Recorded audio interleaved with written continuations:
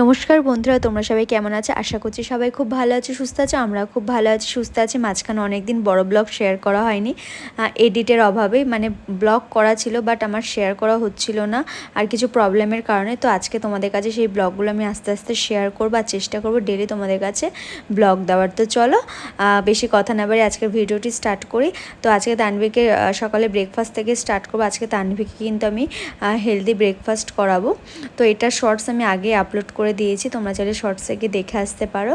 তো আর তানভীকে আজকে অনেক দুপুরবেলা একটি অন্যরকমভাবে ওকে আমি খেতে দেবো, সেটাও তোমাদেরকে শেয়ার করব। তো চলো আগে সকালে খাবারটা বানিয়ে নিই। যে আমি এদিকে আপেল সেদ্ধ করব, তার আগে আমি আপেলের খোসাটা ভালো করে ছাড়িয়ে নিয়েছি আর টুকরো টুকরো করে কেটে সেদ্ধ বসিয়ে দিয়েছি। তোমরা চাইলে কিন্তু গ্রেটারের সাহায্যেও গ্রেট করে আপেলটাকে সেদ্ধ করতে পারো, তাহলে আরও ভালো হয়।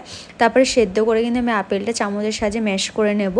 আর সেদ্ধ করা জলটা কিন্তু আমি ওয়েস্ট করবো না, ওর মধ্যেই কিন্তু আমি ওটসটা দিয়ে দেবো। আর তোমাদের তো নামটা ভুলে গেছি খাবারটি, এটির নাম হচ্ছে অ্যাপেল ওটস পরিজ। তো আমি এই ওটসটা কিন্তু আগেই ড্রাই রোস্ট করে গুঁড়ো করে রেখেছি, তাহলে অনেক সুবিধা হয়। তোমরাও কিন্তু ওটসটাকে যদি গুঁড়ো করে নাও তাহলে দেখবে বাচ্চারা খুব তাড়াতাড়ি খেয়ে নিতে পারবে আর ওটসের দানা দানা ভাবটাও কেটে যাবে। তো যাই হোক, এই যে আমার আপেল ম্যাশ করা হয়ে গেছে। আপেল ম্যাশ করার পর কিন্তু আমার ওটসটাও সেদ্ধ হয়ে গেছে আপেলের জলে যেটা সেদ্ধ বসিয়েছিলাম। তারপর এর মধ্যে দিয়ে দিলাম আপেল সেদ্ধর মধ্যে ওটসটা। তারপরে কিন্তু একে একে ফর্মুলা মিল্ক আর গুড় দিয়ে দিয়েছি। একটু গুড় দিলে ভালো লাগে খেতে, টক মিষ্টি মিষ্টি লাগবে, যেহেতু আপেলে একটু টক ভাব থাকে। তোমরা চাইলে গরুর দুধও দিতে পারো যদি বাচ্চা 1 বছর বড় হয়ে থাকে। তো এই যে তানভীকে খাওয়াতে চলেছে। তানভী কিন্তু এখন বিভিন্ন রকম বায়না শিখেছে, যাতে মানে ও 1-2 চামচ খাওয়ার পরে কিন্তু ওর বায়না শুরু হয়ে যায়, খাবে না। এখন না না বলতে শিখেছে। আর খাবারের বাটিটা কিন্তু ঠেলে হাত দিয়ে সরিয়ে দেয়, মানে প্রচণ্ড অসুবিধা হয় খাওয়াতে। মানে খাওয়াতে গেলে যে এত দুষ্টুমি করে। এখন সব বাচ্চারা এরকম করে, শুধু তানভী বলে না, প্রত্যেকটা বাচ্চা, মানে 3-4 জন লাগে ওকে খাওয়াতে বসতে গেলে। তো যাই হোক, এই যে তানভীর খাওয়া দাওয়া কমপ্লিট হয়ে গেছে। তানভীকে কিন্তু আমি ফ্রেশ করে দিচ্ছি, মানে রাতে যে জামাটা পরেছে সেটা চেঞ্জ করাবো, গা হাত পা ভালো করে টিস্যু দিয়ে মুছিয়ে দেবো এবং রাতের যে হাগিসটা ছিল সেটা আমি খুলে দেবো। আর আমি কিন্তু তানভীকে সারাদিন হাগিস পরাই না, শুধু মাত্র রাতে পরা, আর যদি কোথাও যাই তখন পরাই, আবার এসে বাড়িতে এসে খুলে দিই। তো এখন যা প্যাচে গরম, খুবই অসুবিধা হয়। ছোটোবেলায় কিন্তু তানভীকে আমি অল টাইম হাগিস পরিয়ে রাখতাম যখন শীতকাল ছিল। হাগিস না পরালেও কিন্তু বাচ্চাদের কিন্তু অনেক সময় নিউমোনিয়া হতে পারে, কারণ বাচ্চারা যখন বসতে না পারে, বাচ্চাদের পিঠ অবধি যদি জলটা পৌঁছে যায়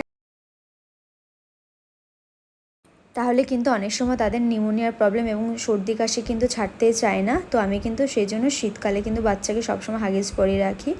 আর যাই হোক, আর বর্ষাকালেও হাগিসটা পরানোর চেষ্টা করি, কারণ বর্ষাকালে বাচ্চাদের জামা কাপড় শুকোতে চায় না। আর বর্ষাকালে বাচ্চারা কিন্তু বেশি টয়লেট করে, তাই জন্য কিন্তু আমি বর্ষাকালেও তানভীকে 2-1 বার হাগিস পরিয়ে দিই। তো যাই হোক, এই যে তানভীকে ফ্রেশ করানো হয়ে গেছে। তানভী এখন আমার সাথে খেলছে আর দুষ্টুমি করছে। এখন ভয় দেখাতে শিখেছে, নিজেকে ক্যামেরার মধ্যে দেখে খুব আনন্দ পাচ্ছে আর ভয় দেখাচ্ছে আর আমাকে আদর করছে। তো যাই হোক, তানভীকে এই করতে করতে আমার 11টা বেজে গেছে। তারপরে তানভীর বাবাকে বলেছিলাম ডাব নিয়ে আসতে, কারণ মাঝখানে খুব গরম পড়েছিল সেই সময়কার ভিডিও এটা।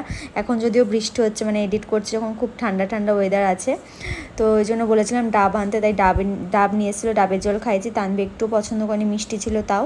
তো ডাবের জল খাই, তানভীকে স্নান করে ঘুম পড়িয়ে দিয়েছিলাম। তারপর আমি এদিকে ওর রান্না আর আমাদের রান্নাটা করে নিলাম। মাটন হয়েছে আজকে আমাদের, তাই মাটন করলাম।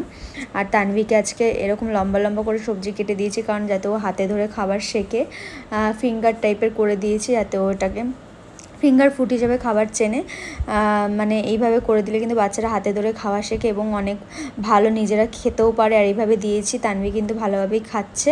তোমরাও চেষ্টা করো বাচ্চাকে এইভাবে ফিঙ্গার ফুড হিসেবে খাবার দেওয়া, যে কোনো ফল, যে কোনো সবজি এইভাবে হাতে ধরে খাওয়ানো শেখাবে, মানে পাশে 1-2টো রাখবে এইভাবে। তো এই যে আমি একটু নুন হলুদ মাখিয়ে নিয়েছি সবজিগুলোর মধ্যে, মানে কুমড়ো আর আলুটাই দিয়েছি আর গাজর।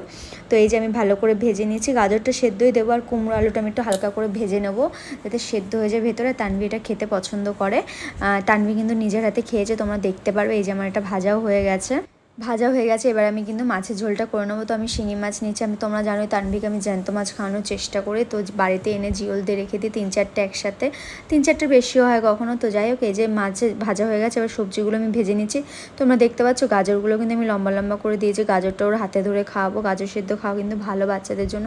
আর আমি রোজই বলতে গেলে তানভীকে গাজর দিই প্রত্যেকটা খাবারের সাথে। এই যে মাছের ঝোলের মধ্যে জল ফুটে গেছে, ভালো করে সবজিটা ভেজে নুন আর হলুদ দিয়ে জল দিয়ে কিছুক্ষণ ফুটিয়ে কিন্তু মাছটা ওর মধ্যে দিয়ে দিয়েছি, ভাজা মাছটা। তো এই যে আমার খাবার রেডি, থালাটা দেখে নিলে আমি কীভাবে সাজিয়েছি। এই যে তানভীর হাতে কিন্তু কুমড়ো ভাজাটা দিয়েছে। তানভীর প্রথমে একটু কনফিউজ হয়ে যাচ্ছিলো যে মা এটা আমার হাতে কী দিল। তো তানভীর দেখো কী সুন্দর খাচ্ছে, ও কিন্তু প্রথমবারে ভালোভাবে খাওয়া শিখে গেছে। তো ওকে আমি জিজ্ঞেস করছিলাম মাম্মা ভালো খেতে, ও বলছিল না ভালো না খেতে। আসলে ভালো খারাপের ওটা এখনও বোঝেনি, নাটাকে না বলে হ্যাঁটাকে হ্যাঁ বলে বেশ ভালো লাগে, যদি ওটার দুটোর মানে একটাও বোঝে না।